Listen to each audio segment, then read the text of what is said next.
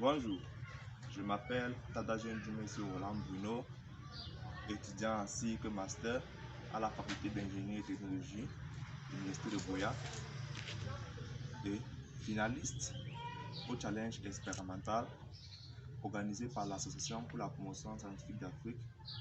C'est avec plaisir de présenter les avancements sur notre projet intitulé Smart Portable Oxygen Concentrator Based on IoT, qui en français signifie unité d'oxygène portable basée sur la technologie IoT. Notre système consiste de notre unité de concentration d'oxygène portable qui a pour but de produire de l'oxygène et le délivrer au patient à travers un canal nasal qui est connecté au niveau du multiplicateur, et aussi un système de suivi des patients à distance qui est un intégral de notre système d'oxygène portable et peut être aussi utilisé comme un système autonome. Le système s'y permet de pouvoir suivre le patient à distance via une application web qui affiche les signes vitaux du patient comme le taux d'oxygène, le battement du cœur et la température de la salle. Nous allons à présent passer au fonctionnement de notre dispositif de concentration d'oxygène et ensuite le fonctionnement de notre dispositif de suivi des patients à distance qui est une intégrale du système d'oxygène portable.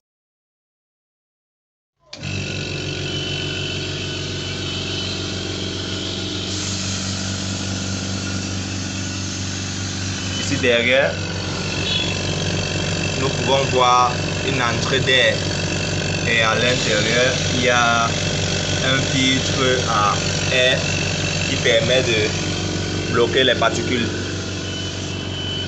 Là, nous avons un voyant LCD qui affiche la température, la qualité et la pression d'air produit.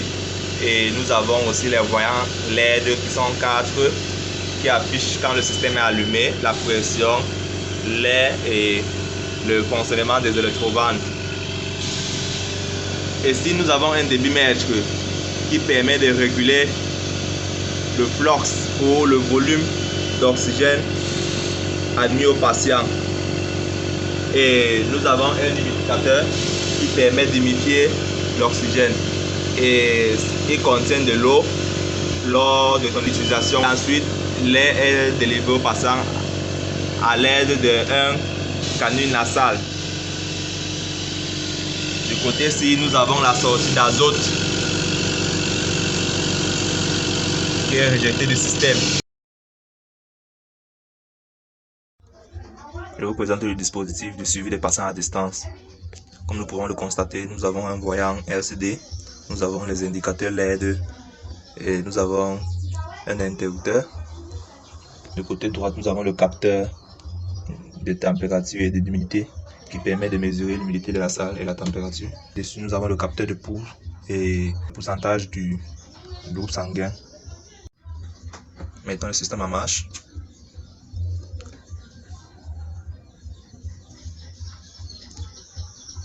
Le système prend son temps pour se connecter à l'internet.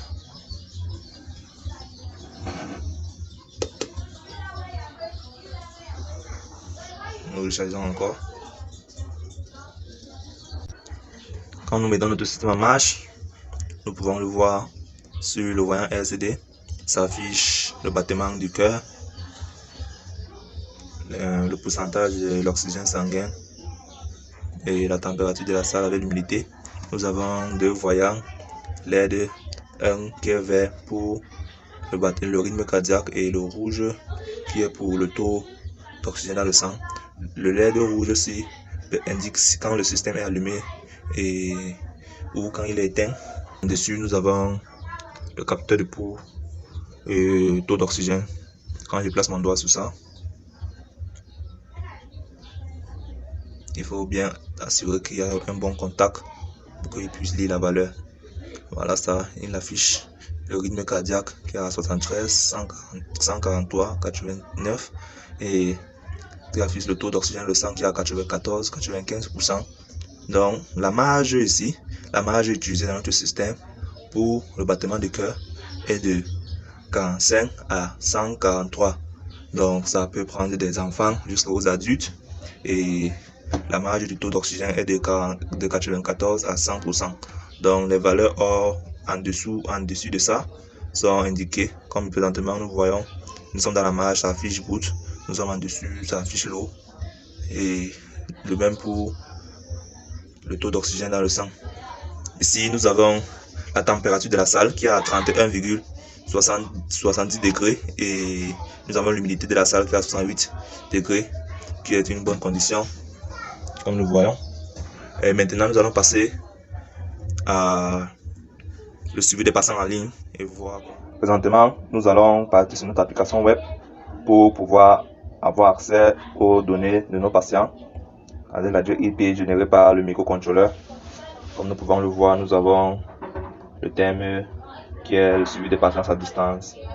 Présentement, ma main n'est pas connectée sur le dispositif, c'est pourquoi nous voyons il y a 0 comme battement du cœur, 0 comme le taux d'oxygène du patient, et nous pouvons constater que la température est de 31% et 67% aussi.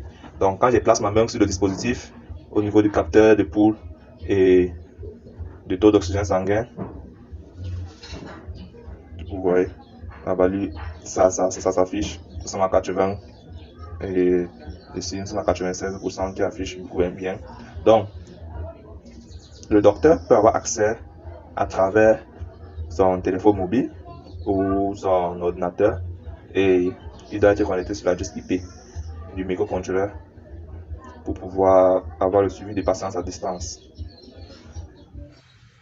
Je remercie l'Association physique scientifique d'Afrique de nous avoir donné cette opportunité de pouvoir faire des avancements sur notre dispositif d'oxygène portable, qui consiste à faire de le rendre intelligent à travers le système de suivi de patients à distance basé sur la technologie d'IoT, qui permet le traitement et le suivi du patient à long terme.